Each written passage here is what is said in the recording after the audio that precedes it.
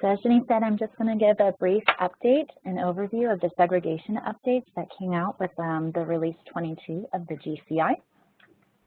So just to give you this familiarization, this used to be our former segregation scoring. This was on the version 4 and version 1 through 4 of the SOP. And in this case, we could go all the way up to 7 points given out for LOD score. We also, at this point, the calculation of the LOD score would require 4 or more segregations to be present in an autosomal dominant family. This would be between genotype and phenotype positive individuals. And for autosomal recessive, calculation of a LOD score would only occur in families with at least 2 genotype positive, phenotype positive individuals. Approximately last July, the Gene Curation Working Group decided that this was maybe too many points to give out, 7 points that could give somebody with a missense variant with no variant evidence to support pathogenicity, but a large pedigree, a moderate score. And so it was reduced a little bit the amount of scoring that we wanted to give for segregation. And also we decided to just split the evidence categories into candidate and exome genome sequencing, and this way we could weight the amount of points that were being given for segregation based on how well the sequencing was done. Obviously, for candidate gene sequencing, if it was only that gene of interest, it would get less points for the LOD score versus if it was exome, genome, or if all genes in the linkage region were sequenced. We also changed the specifications. So for autosomal dominant, it stayed the same, that you could calculate an estimated LOD score for families that had 4 or more segregations present between genotype and phenotype individuals. But for autosomal recessive, this was changed, in which you now had to have at least 3 genotype phenotype positive individuals to be able to count and estimate a LOD score.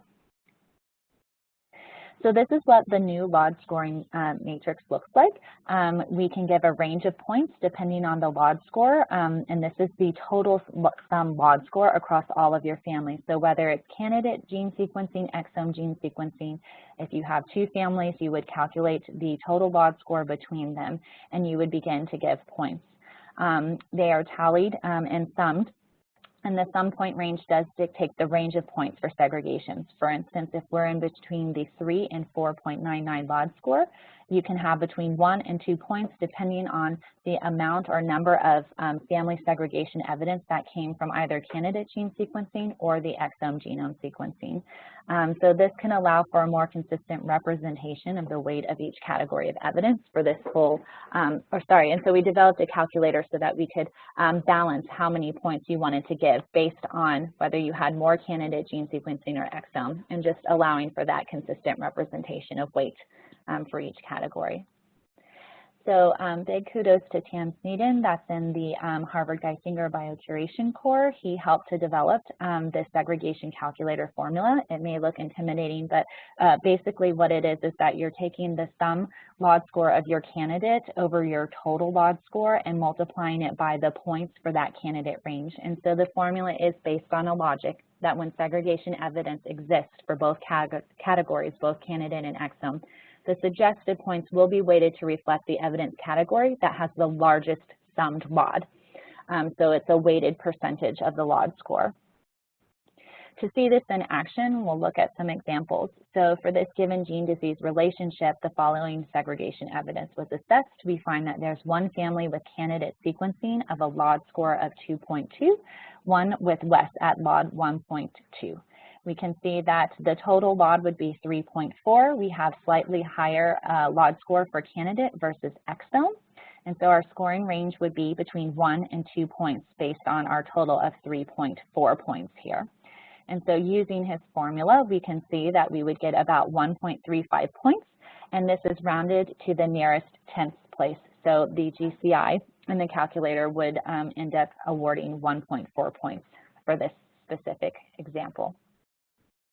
We did find, though, that there may be some required logic for the integration into the GCI. There was a gap in the ability of the calculator initially to return or preferred suggested points that requires coded logic. This would be in instances where LOD scores for each evidence category are curated, and the sum LOD score for the exome genome alone met the requirement to receive the maximum points. So originally the addition of candidate would weight that, but that has now been changed, and the calculator does have this logic in it for a weighted percentage. What I mean by this example is in this case we have two pieces, again, of evidence for segregation. One of them is candidate sequencing of a LOD 1.2. One of them is a WES of LOD 3.2. If we look at 3.2, we're already in a range to get the maximum of 2 points on WES alone. So the addition of the candidate gene sequencing should not, in effect, weigh this down. So the now proposal is that it would return the 2 points, which it does. So just to look for the changes in the GCI that you will see with this new release, if you go in to enter information on the family and you get to the category of calculating the LOD score, after you've entered in the number of affected individuals appropriately based on the new version 6 SOP, what we would see is that down here past the LOD score and estimated, you would now need to choose the sequencing method, and you have the choice of whether it's candidate, exome, or genome, or all sequenced in the region. This will help to enact the calculator. So just to see also in the GCI that it will have an updated calculated classification matrix.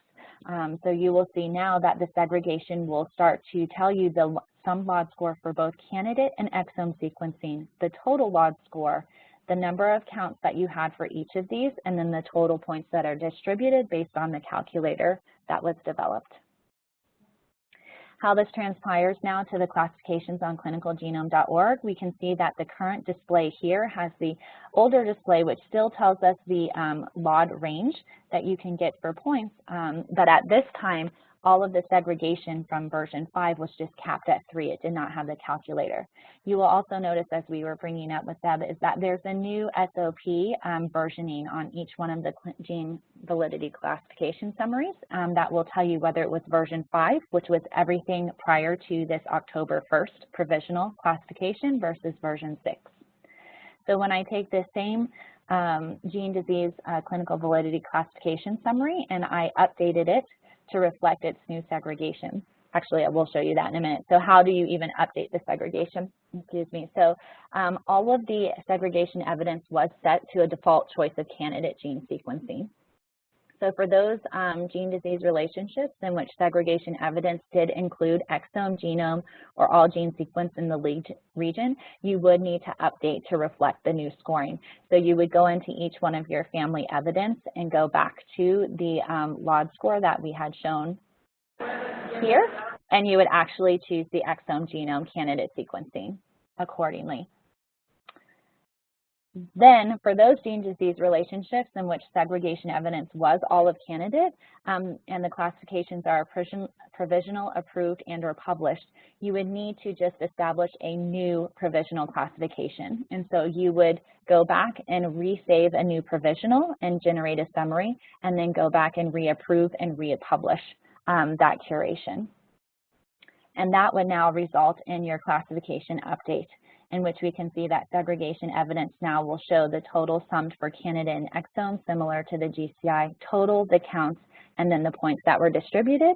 And it should also tell you the PMIDs for each piece of evidence that was associated with that particular segregation evidence. Are there any questions? Yeah, this is good. So I'm going to need that like really slowly, or like listed out what we need to do to update. Because I think, Z, are you on the call? I see you there. I think like every one that we have is currently in version 5. Okay, and version 5 is fine. For the ones you would go back to, you would need to go to each one that you had family and look and see whether or not you need. Each gene curation and then look at it to see if it's candidate, or exome.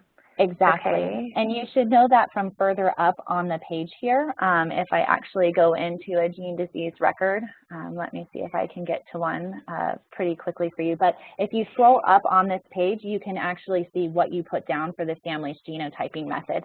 So that would already give you an indication of what you need to choose here. And then you would go down and save this information again.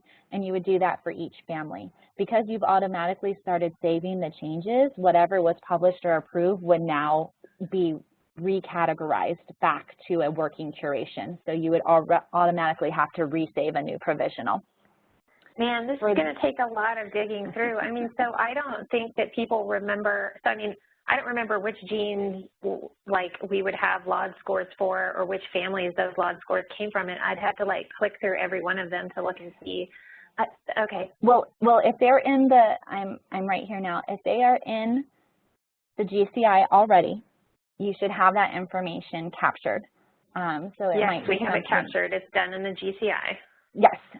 So even if I want to come down to, let me see, I had done this one here.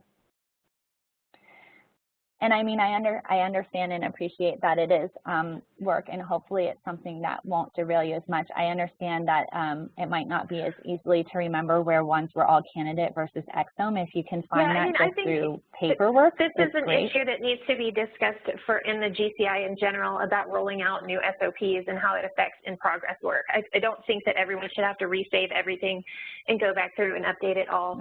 And if that is the case, then I think the GCI and the team needs to look and see who is in progress right now and hold until that's done, or like something like that. Like I don't know what kind of evaluation was done before this was rolled out as to what's in progress now versus what wouldn't, like, I mean, we're meeting with Dr. Juan at 11 today to approve more of these. So yeah. Right, and I mean, in the instance that you want to approve them, the thing may be is that they just might have a slightly reduced score than what they could have. It's only 3 points. If you think that on some of your classifications, especially for your limited and moderate, where that 3 points may be really influential for changing that classification, I would target those first to go look through for family segregation. For those that are definitive, it's probably only going to be within a certain amount of point range, 1.5 points. If you leave it all candidate and you've maxed out your LOD score at 5, you're at 1.5 points versus 3 if you're totally all exome. Most of the time in those cases, it won't make as much of a difference. So that's how I might suggest you prioritizing, is based on, you know, your classifications that you're already seeing now in a provisional capacity. I definitely appreciate and understand, and maybe it is something we should bring up in the gene curation working group or software prioritization and CSA. If it comes up, it might be something that needs more extensive discussion. But just for instance here, if you already go into your family, you know from the genotyping method, this just says PCR, and it was for the mutation within this gene. So I know that this is candidate gene sequencing. So after I come back down here, I'm simply coming through to say it's candidate, and then we would just go and save that information at the bottom, and that's already going to generate a new provisional. So in the least right now, Deb, I think what you could do is just create new provisionals on those 20 classifications. It's going to default everything to the candidate gene sequencing, which again is only going to give you a maximum in segregation of 1.5 points. If you feel that there's a number of them that go through with exome genome or a larger part, it might be that you want to go and change it. But I think it would be most applicable to those limited to moderate, where the changes would be more significant for the classification.